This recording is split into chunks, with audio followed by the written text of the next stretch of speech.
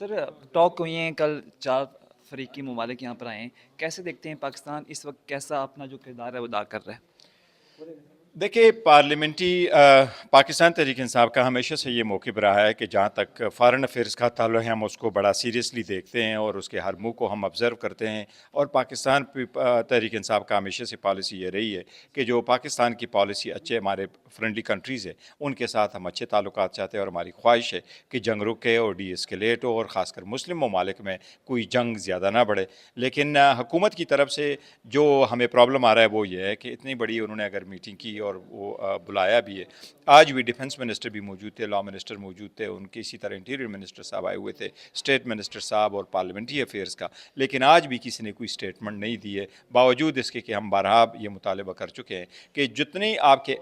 Packet sign ہوئے ہیں بیرونی ممالک کے ساتھ، مشغول سعودی عربیہ کے، وہ آپ پارلیمنٹ کو اعتماد میں دے دیں، اور پارلیمنٹ کو اعتماد میں اس بات پہ لے لے کہ آپ کی کیا کوئی باتیں ہو رہی ہے، پارلیمنٹ کو اعتماد میں لے لے اور بریفنگ ضرور دے دے۔ سر انٹرنیشنلی ریکگنائز کیا جا رہا ہے، چاہے امریکی صدر ہو، چاہے ایرانین جو وزیر خارجہ ہوں، چاہے وہ مشرق وسطیٰ کے کنٹری ہوں، چاہے وہ ملیشین وزیر اعظم ہوں،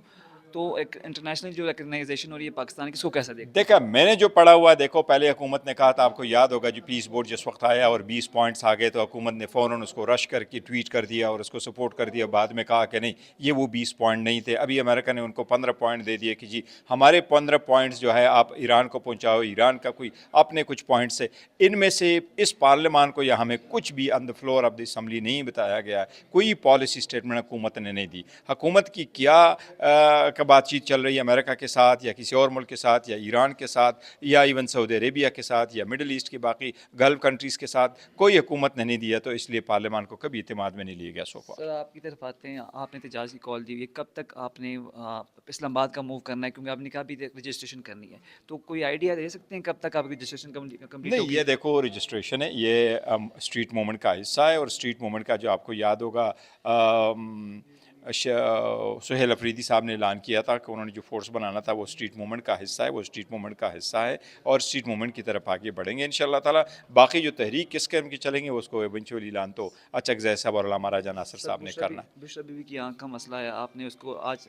کوئی اس طرح مطلب اسمبلی میں آپ کو موقع نہیں دیکھیں ملا؟ اسمبلی میں ہم تو چاہ رہے تھے کہ اسمبلی میں موقع مل جائے، اور آج لیکن فور سم ریزن حکومت نے کل اور پرسوں کی بھی سیشن نہیں رکھی، ترسوں پہ رکھی ہے، اور یہ بھی کہ آج اسمبلی میں انہوں نے کوئی بل بھی پریزنٹ نہیں کیا، سارا ایڈجن کر دیا آفٹر دا کوسچن آور، اور اسمبلی میں ایک روٹین رہا ہے کہ جب کوسچن آور ہوتا ہے تو آپ پوائنٹ آف آرڈر پہ نہیں بول سکتے۔ آج ہم نے کوسچن آف آور پہ پوائنٹ آرڈر پہ بولتا، خان صاحب کی ملاقات کے بارے میں بیٹھنا تھا، بی بی کی صحت کے بارے میں بولنا تھا، ہم نے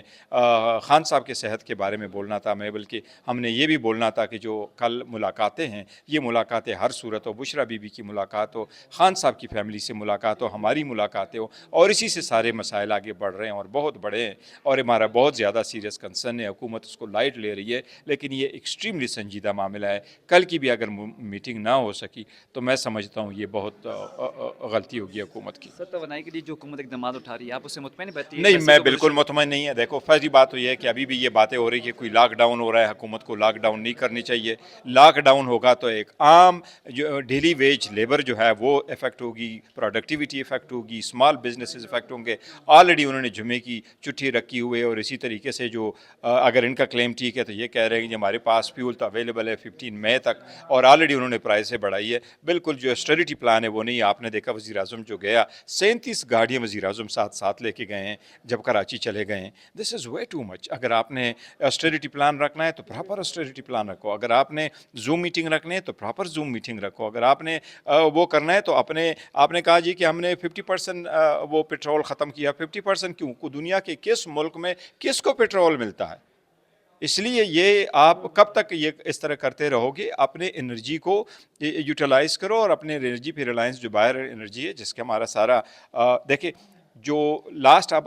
فیکٹس اینڈ فگر اٹھا لیں، جب 16 کا بیرل تھا تو پاکستان کا $12 بلین کا وہ ہوا تھا، فارن ایکسچینج استعمال ہوا، اب کتنا ہوگا؟ تو یہ عوام کا ہے، حکومت کے آسٹریلٹی پلان سے کوئی بھی مطمئن نہیں۔